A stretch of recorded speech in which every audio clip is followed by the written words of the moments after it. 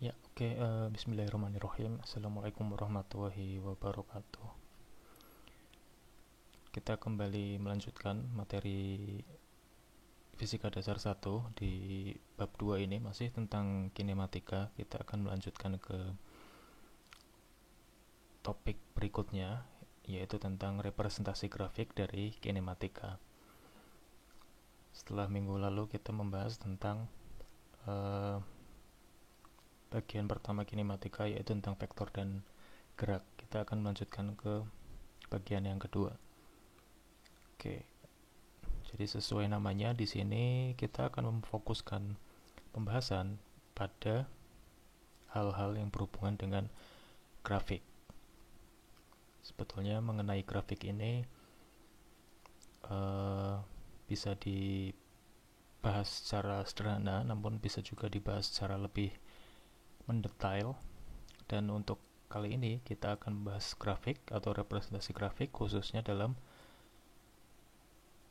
hubungannya dengan materi kinematika atau hal-hal yang berhubungan dengan gerak seperti itu.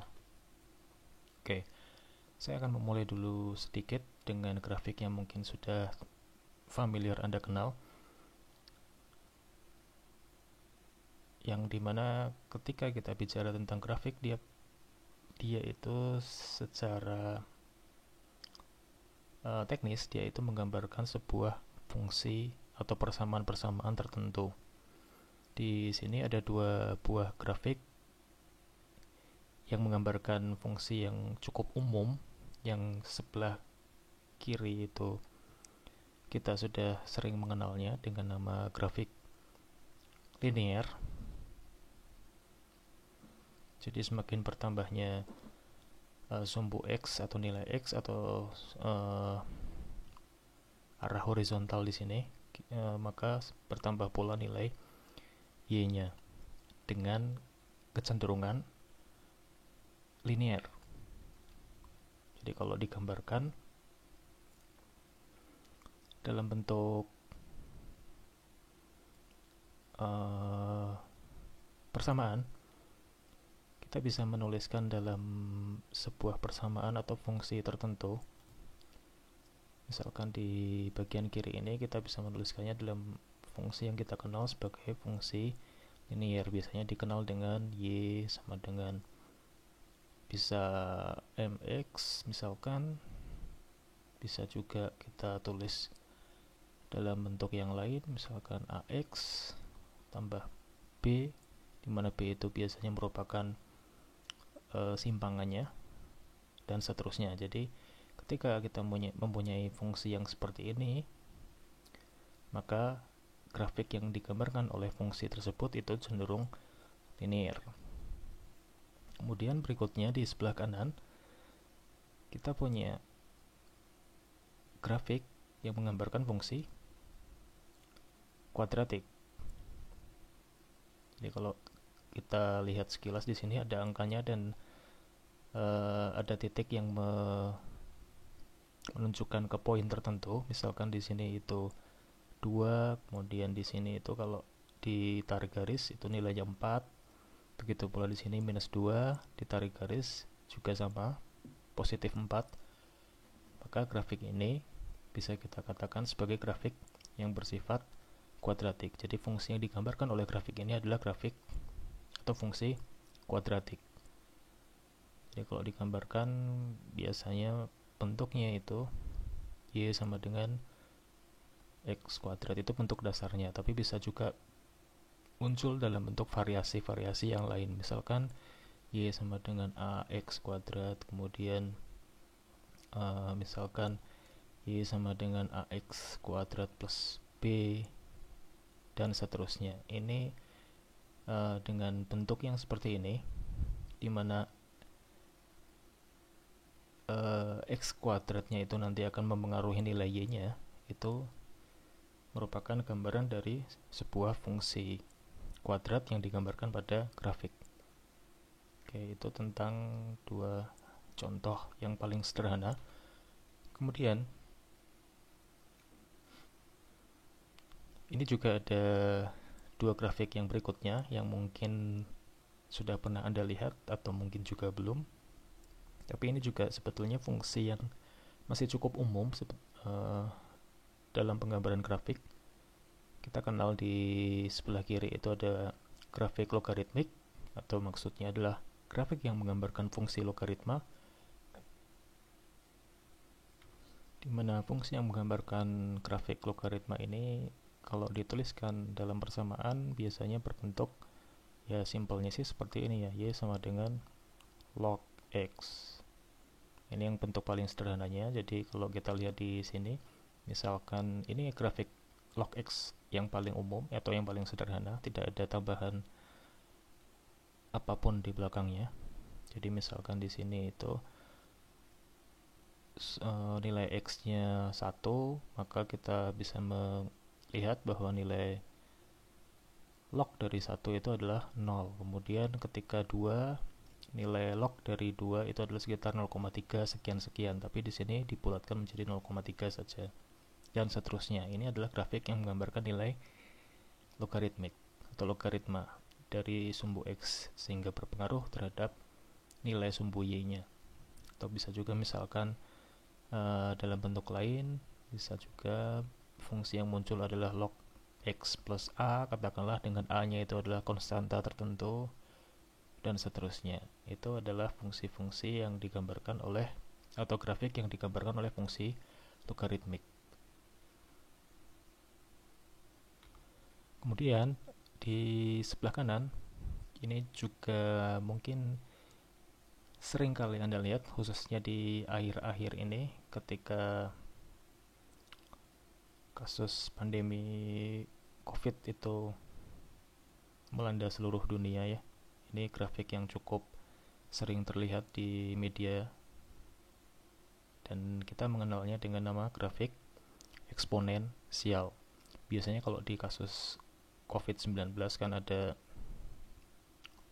pertambahan jumlah penderita COVID, kemudian di sumbu X-nya itu ada waktu seperti itu yang digambarkan oleh fungsi seperti ini. Nah, ini adalah salah satu jenis fungsi yang cukup umum juga yang digambarkan di sini itu adalah grafik eksponensial. Jadi kalau dituliskan dalam bentuk fungsi, ya grafik ini fungsinya adalah, atau fungsi yang digambarkan oleh grafik ini itu adalah y sama dengan e pangkat x, seperti itu. Ini bentuk umumnya. Jadi dengan pertambahan x yang kecil saja, misalkan cuma bertambah 1 saja, y-nya itu akan melonjak secara signifikan. Itulah kenapa kalau berbicara tentang fungsi eksponensial, biasanya kita berbicara tentang kasus-kasus yang cukup ekstrim penambahannya. Contohnya ya menderita COVID ini ya. Jadi misalkan sumbu X-nya itu waktu, misalkan bertambah 1 hari saja sudah bertambah 10.000 atau bahkan lebih dari itu penderitanya. Nah, itulah yang menggambarkan bahwa dengan bertambahnya hari atau waktu cuma 1 hari, lonjakannya cukup atau sangat tinggi bahkan ya. Nah, biasanya yang digambarkan dalam fungsi tersebut itu dinamakan dengan fungsi eksponensial.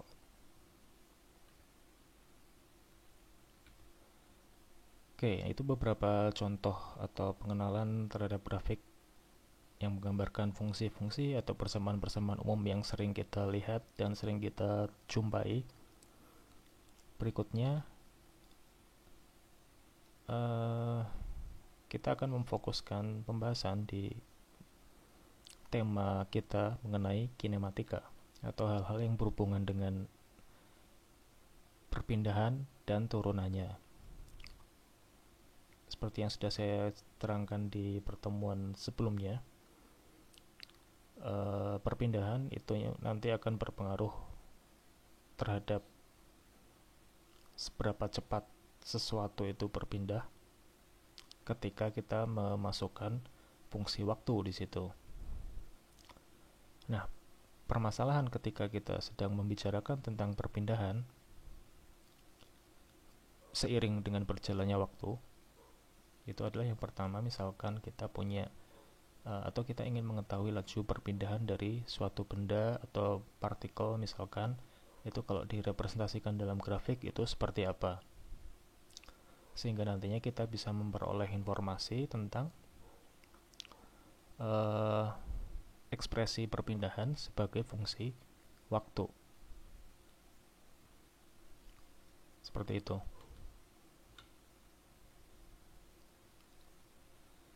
Nah, di sini ada dua grafik yang berbeda secara kasat mata, tapi dia menggambarkan sesuatu yang sama sebetulnya. Kalau kita perhatikan dari sumbu X dan sumbu Y-nya. Kalau sumbu X-nya dua-duanya sama, itu waktu. Tetapi yang membedakan adalah kita sedang membicarakan apa di sumbu Y-nya. Jadi kalau kita lihat di sebelah kiri itu ada perpindahan versus waktu. Jadi di sini itu biasanya penamaannya itu adalah sumbu Y versus sumbu X-nya, jadi perpindahan versus waktu grafiknya seperti itu. Kemudian di bagian kanan atau grafik yang sebelah kanan itu adalah grafik laju perpindahan versus waktu. Nah, yang kiri dengan yang kanan itu adalah grafik yang menggambarkan sesuatu yang sama sebetulnya, walaupun kita bisa memilih kita mau menampilkan yang mana. Jadi misalkan kita mau menampilkan seberapa cepat sih atau seberapa banyak sih perpindahan yang dilakukan oleh sebuah partikel atau sebuah benda per satuan waktu, ya kita bisa pakai yang kanan. Sedangkan yang kiri. Sedangkan yang kanan itu kita bisa melihat atau menyimpulkan pola laju perpindahannya tiap waktu itu seperti apa. Jadi ini kalau tuliskan, misalkan di sini saya ambil beberapa contoh titik ya. Saya ambil persamaan dasar dari perpindahan itu adalah kecepatan atau laju dikali dengan waktu. Jadi kalau kita ingin mencari tahu lajunya, ya simply tinggal perpindahan dibagi dengan lajunya. Begitu. Jadi kalau di grafik yang sebelah kiri, saya ambil contoh beberapa titik. Misalkan saya ambil titik ini saja. Di sini nilai perpindahannya itu 10 dan nilai waktunya itu 10 meter ya di sini. Kemudian nilai waktunya adalah 20 second. Jadi katakanlah selama 20 second itu sesuatu atau sebuah benda tadi sudah berpindah sejauh 10 meter katakanlah. Maka berapa kecepatannya? Ya kecepatannya tinggal perpindahan dibagi dengan waktu 10 per 20, berarti nilainya adalah setengah. Jadi di titik ini V-nya adalah setengah. Saya ambil contoh lagi yang di titik yang pas di sini, yang ada garis yang ada atau yang tepat di perpotongan garis. Di sini perpindahannya 20 meter, waktunya 40 second. Berapa kecepatannya atau lajunya? Ya berarti 20 per 40, setengah lagi. Kemudian di titik yang berikutnya saya ambil contoh lagi yang di perpotongan, 30 per 60, berarti setengah lagi, dan seterusnya. Jadi ini laju yang bisa dicari dari garis atau fungsi linear ini, itu kalau kita melihat dari sudut pandang laju, itu sebetulnya lajunya tetap. Jadi kecepatan dari gerak partikel tadi itu stabil, tidak ada perubahan, tidak ada penurunan, tidak ada peningkatan juga. Nah, itulah kenapa ketika sumbu Y-nya kita ganti menjadi seperti di sebelah kanan, grafiknya menjadi sebuah garis lurus seperti ini. Ketika kita bicara tentang laju perpindahan, ya berarti karena si partikelnya atau si bendanya tadi kecepatannya tidak pernah berubah, tidak pernah naik, tidak pernah turun, cuma di satu angka saja yaitu setengah, maka kalau digambarkan dalam sumbu Y versus X yang laju perpindahan versus waktu, ya berarti tinggal lurus saja seperti itu. Ya kira-kira seperti itu tentang perbedaan grafik ketika kita sedang membahas sesuatu yang sama, dan kita menggambarkannya dalam penamaan sumbu yang berbeda, begitu saja. Oke.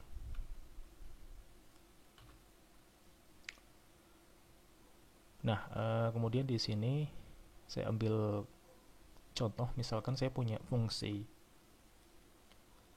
tertentu atau fungsi perpindahan tertentu atau fungsi posisi ya, misalkan di sini fungsi posisinya atau fungsi perpindahannya itu sama saja, R sebagai fungsi T, jadi posisi atau perpindahan sebagai fungsi waktu itu sama dengan 0,75 T kuadrat minus 5,25 T tambah 10,5.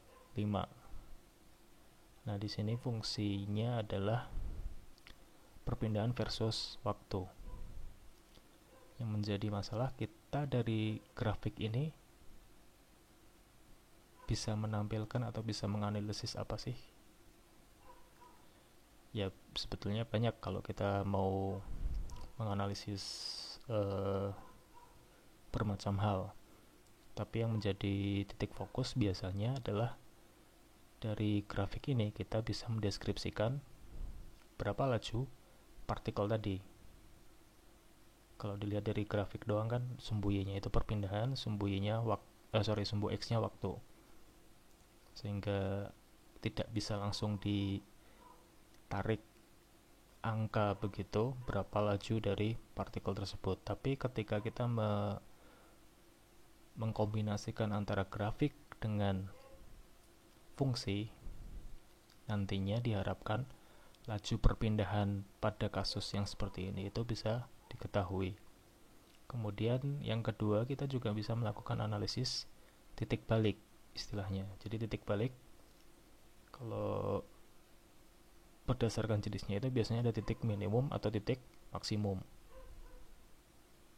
Nah, titik balik kalau dalam kasus ini itu adalah titik ketika si partikel atau benda tadi itu berpindah pada titik yang sesuai seperti awalnya, seperti itu kira-kira. Nah, bagaimana kita bisa menggambarkan grafik ini dan bagaimana kita bisa menyimpulkan laju dan titik balik dari fungsi yang seperti ini?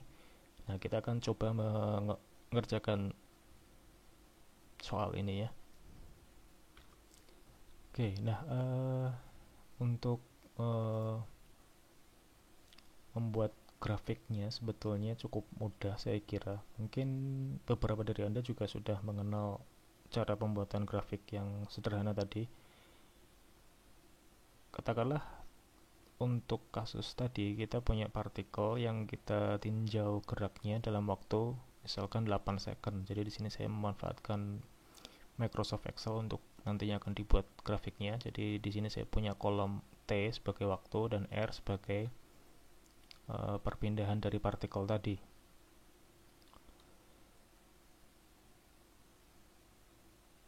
Katakanlah misalkan di situ waktunya yang akan kita tinjau adalah dari 0 second sampai 8 second.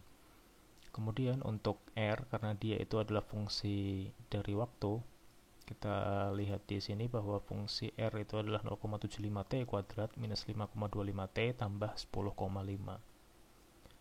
Nah, kita simply tinggal memasukkan fungsi tadi ke dalam kolom pada Excel ini. Jadi 0,75 kali T kuadrat, ini ya, T kuadrat dikurangi 5,25 T tambah 10,5.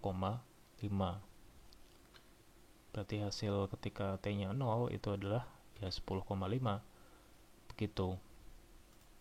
Kemudian untuk waktu waktu-waktu berikutnya ya kita tinggal menariknya ke bawah sehingga diperoleh nilai-nilai pada waktu-waktu yang lainnya.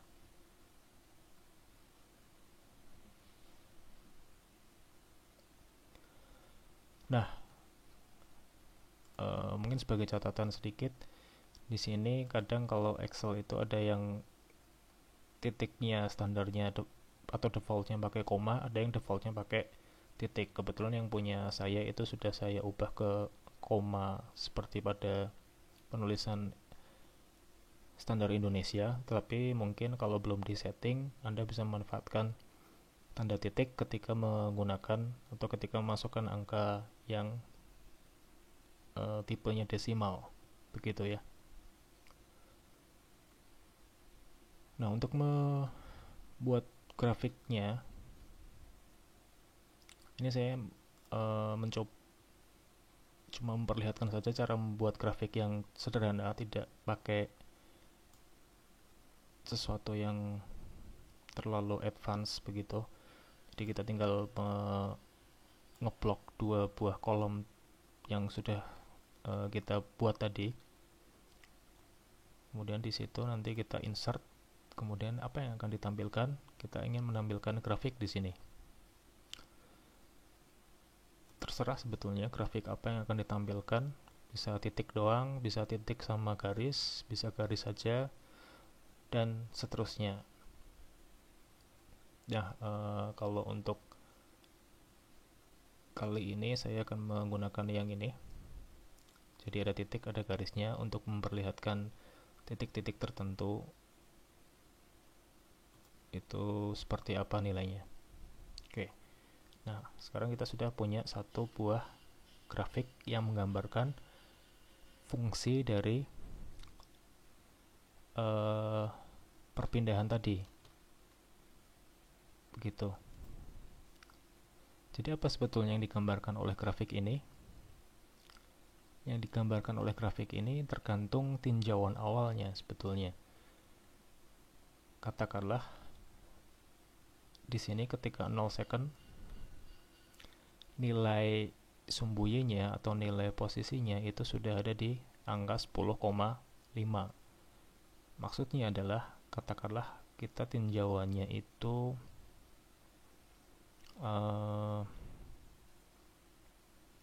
misal seperti bumerang seperti itu ya. Kalau kita punya bumerang, kita melemparkan si bumerang tadi itu ke arah yang menjauh, ke arah depan kita katakanlah, maka lama-kelamaan bumerang tadi itu akan kembali ke tempat atau titik awal kita berada. Nah, katakanlah start perhitungan waktunya itu si bumerangnya sudah berada di 10,5 dari posisi kita atau 10,5 meter dari posisi kita. Nah, berarti kalau begitu misalkan si pergerakan bumerang tadi sebagai contoh itu digambarkan oleh fungsi ini 0,75 dan seterusnya itu, maka ketika dia bertambahnya waktu, misalkan bertambah 1 second saja, si bumerang tadi itu posisinya sudah mendekat ke kita sebagai titik awalnya, begitu ya. Kemudian seterusnya mulai mendekat lagi, sampai pada suatu titik tertentu dia menjauh lagi. Seperti itu. Jadi anggapannya mendekat ke suatu titik atau titik tinjau kita bisa bilang. Kemudian menjauh lagi atau menjauhi si titik tinjau tadi. Begitu kira-kira yang digambarkan oleh grafik ini atau grafik yang tipenya kuadratik ini ya. Ya, ini tipe kuadratik karena di situ saya punya fungsi kuadrat. Oke, ini contoh pertama cara membuat atau merepresentasikan grafik dari sebuah persamaan tertentu. Kemudian ada permasalahan berikutnya yang masih belum kita bisa simpulkan.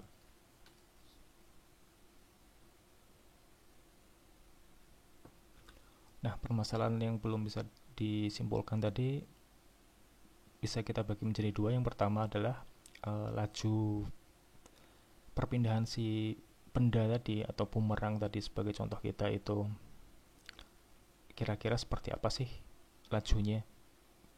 Nah, itu yang pertama permasalahannya. Kemudian yang berikutnya, berapa titik minimumnya? Karena kalau kita lihat dari gambar ini saja, itu kan titik minimum atau titik baliknya itu ada di titik ini ya. Kita belum bisa memastikan kalau tidak ada penanda tertentu di situ. Jadi kita perlu mencarinya berdasarkan fungsi yang disediakan di sini. Nah, sebetulnya caranya cukup simpel ya. Yang pertama dulu kita kerjakan pelan-pelan. Yang pertama tadi permasalahannya adalah seperti apa fungsi kecepatan atau lajunya si partikel atau si benda yang kita pakai sebagai contoh tadi. Jadi kita punya fungsi posisi seperti ini. Kalau kita ingat di pertemuan sebelumnya, ketika kita ingin mencari tahu laju atau kecepatan, maka simply dia itu adalah turunan pertama dari posisi. Jadi dr dt, atau kalau mau ditulis lengkap dr sebagai fungsi t, dt begitu ya. Ya sudah, berarti ini tinggal diturunkan saja semuanya. 0,75 T kuadrat kita turunkan ini ke bawah, jadi 2 kali 0,75, sehingga hasilnya adalah 1,5 minus ini T nya hilang, jadi ini T nya ketinggalan ya, 1,5 T minus 5,25. Nah, jadi kita di sini sudah punya fungsi laju berdasarkan fungsi posisi seperti ini, atau fungsi perpindahan seperti ini. Oke, ini fungsi laju kita. Kemudian bagian berikutnya atau permasalahan berikutnya itu adalah berapa titik baliknya. Titik balik di mana dalam kasus kita itu berarti titik minimumnya, karena tadi si bendanya itu mendekat kemudian menjauh lagi, maka kita bilang titik baliknya itu adalah titik minimum. Tapi kalau misalkan grafiknya seperti itu atau bentuknya terbuka ke bawah, berarti kita bilang titik baliknya itu adalah titik maksimum. Dan cara mencarinya sebetulnya sama saja.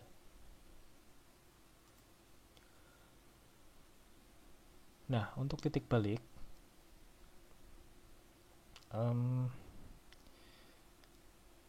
ada syarat yang perlu dipenuhi. Jadi syarat yang perlu dipenuhi ketika titik balik itu terjadi itu adalah nilai V-nya itu sama dengan 0. Ini adalah syarat titik balik. Jadi kalau dipikir pakai logika misalkan,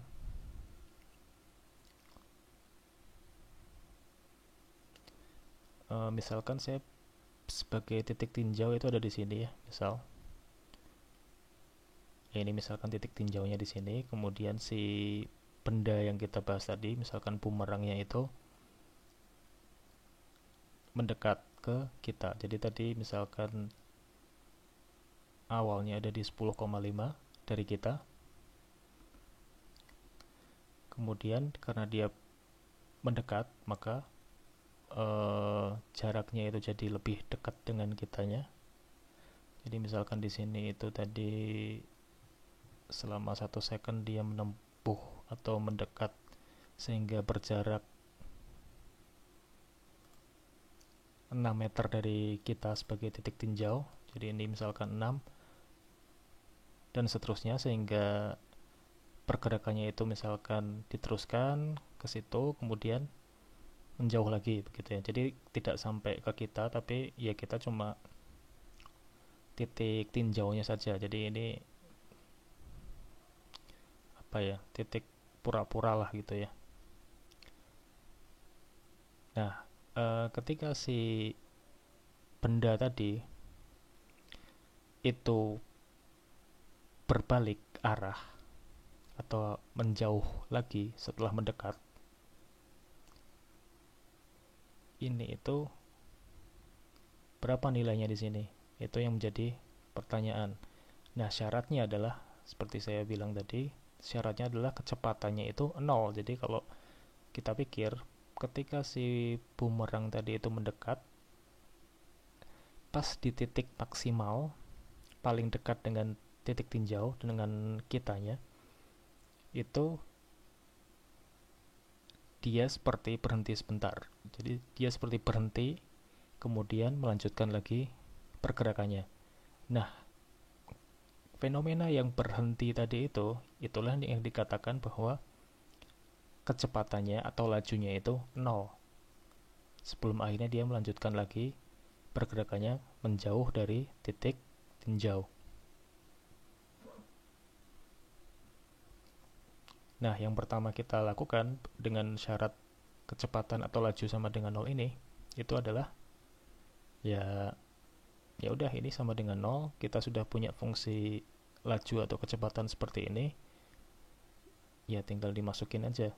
0 sama dengan 1,5T minus 5,25. Jadi nantinya kita punya informasi waktu. Jadi kita punya informasi waktu dulu. Jadi 1,5T sama dengan 5,25. Jadi T-nya sama dengan 5,25 per 1,5. Itu nilainya sekitar 3,5 second. Begitu. Jadi ini waktu apa sebetulnya? Jadi ini adalah waktu yang diperlukan oleh bumerang tadi untuk mencapai titik terdekat dengan titik tinjau sebelum dia melanjutkan pergerakannya untuk menjauh, begitu ya. Jadi dari sini ke situ itu waktunya adalah 3,5 atau 3,5 second. Ketika 0 secondnya dihitung dari sini. Jadi ini 0 second masih 10,5.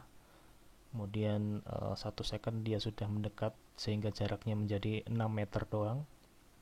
Dan seterusnya sampai 3,5 second dia paling dekat dengan titik tinjau, kemudian melanjutkan lagi perjalanannya ke arah yang lain, gitu. Nah, kita punya informasi waktu ketika titik balik itu terjadi, tapi belum menjawab pertanyaan berapa titik baliknya.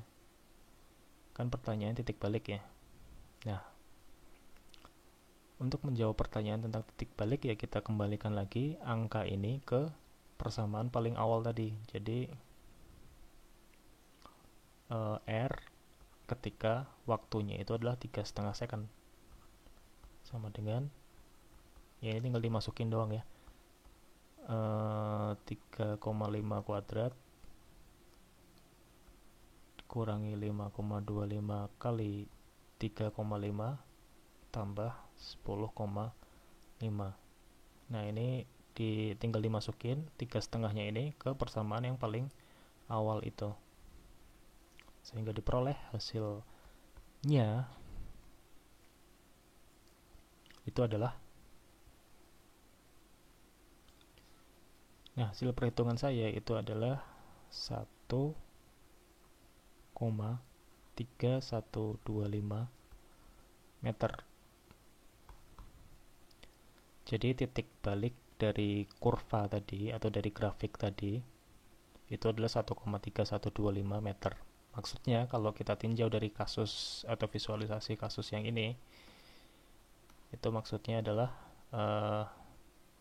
jarak terdekat si partikel atau benda atau bumerang tadi dari titik tinjau itu adalah 1,3125 meter sebelum dia akhirnya menjauh lagi ke arah yang berlainan. Seperti itu. Nah, ini coba kita lihat kalau di grafik. Nah, kalau di grafik ini ya. Kalau di grafik, titik balik itu terjadi di sekitaran ini. Jadi kalau kita periksa dari perhitungan, itu kan tadi waktunya 3,5 second ya. Kalau kita lihat dari grafik itu, ya masuk akal kalau misalkan tadi sumbu X-nya itu adalah waktu, titik baliknya ada di sekitar 3,5 di sini, di antara 3 dan 4. Kemudian R-nya atau sumbu Y-nya itu ada di sekitaran ini, antara 0 sampai 2 tapi agak ke bawah. Nah, ternyata kalau kita masukkan ke perhitungan nilainya adalah 1,3125 meter. Jadi sekarang kita sudah mengetahui bahwa dari grafik ini titik minimum atau titik baliknya itu adalah 1,3125 meter. Begitu.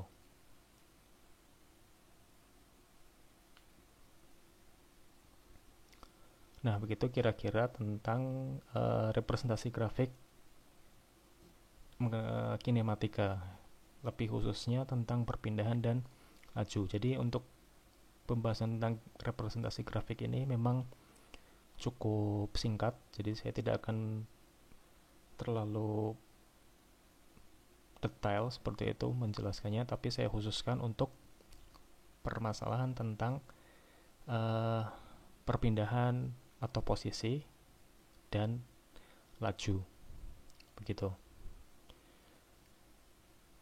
Nah, sebetulnya kenapa kita perlu mempelajari representasi grafik ini? Ada beberapa hal. Ada beberapa hal kenapa kita perlu mempelajari pemahaman tentang grafik, khususnya tentang grafik mengenai laju. Di antaranya adalah karena di perkuliahan atau di mata kuliah yang lain, itu konsep tentang laju sesuatu itu cukup banyak dibahas. Jadi kalau di perkuliahan fisika memang kita batasi tentang laju perpindahan atau laju perubahan posisi benda, karena memang babnya adalah bab kinematika, tetapi ketika kita bicara di konteks mata kuliah lain, katakanlah, konsep laju itu juga masih relevan untuk diterapkan. Misalkan saya sedang membahas tentang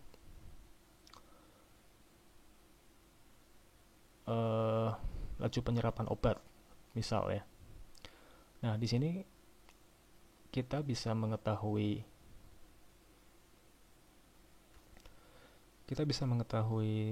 katakanlah misalkan saya ambil contoh grafik ini aja ya, yang paling atas yang bulat-bulat. Nah, di sini dengan representasi laju yang sudah kita pahami, kita bisa mengetahui kira-kira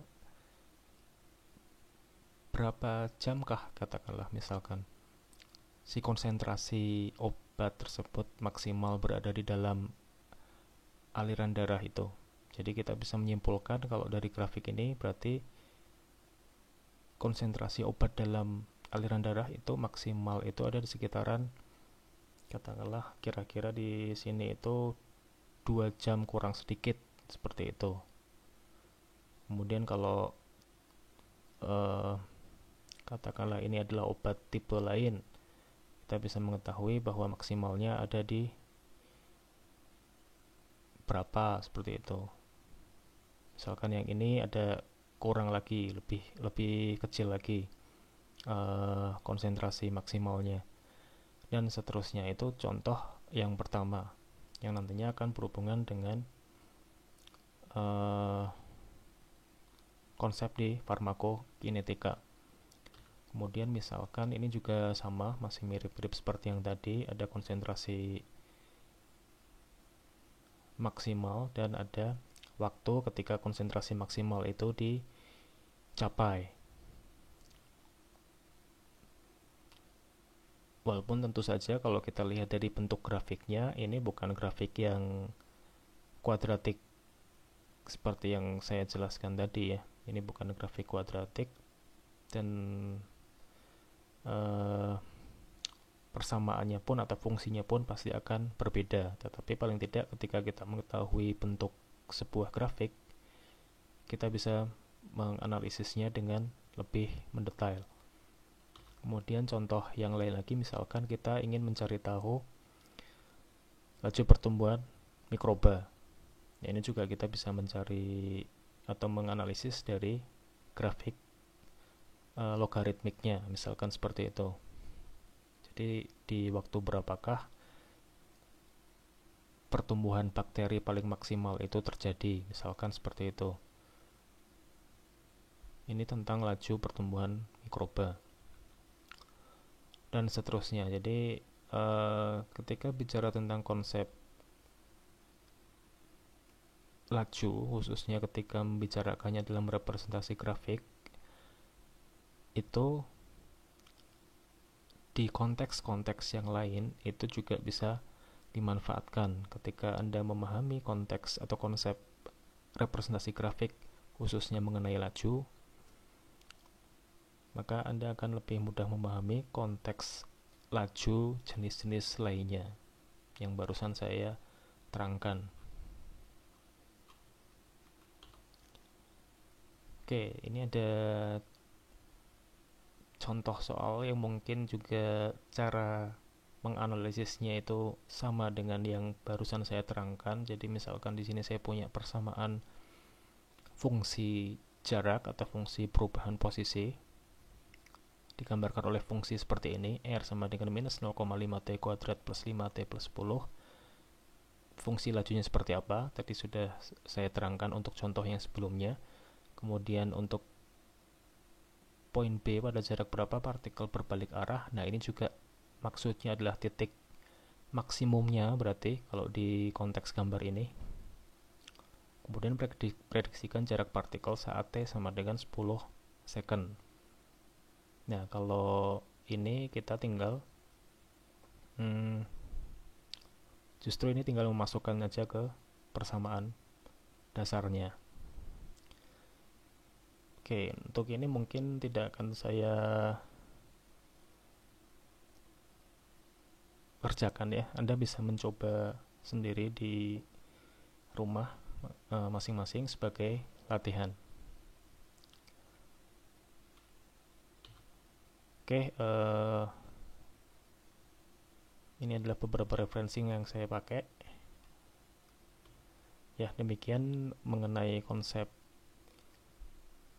representasi grafik, khususnya mengenai kelajuan atau laju pada konsep kinematika. Baik, kita lanjutkan di pertemuan berikutnya. Terima kasih. Wassalamualaikum warahmatullahi wabarakatuh.